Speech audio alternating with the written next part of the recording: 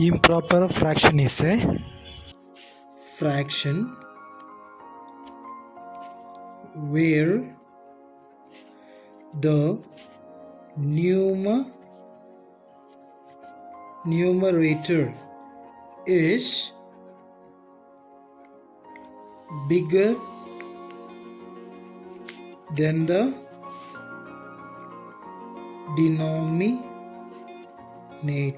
Example, 59 divided by 7. Look at this.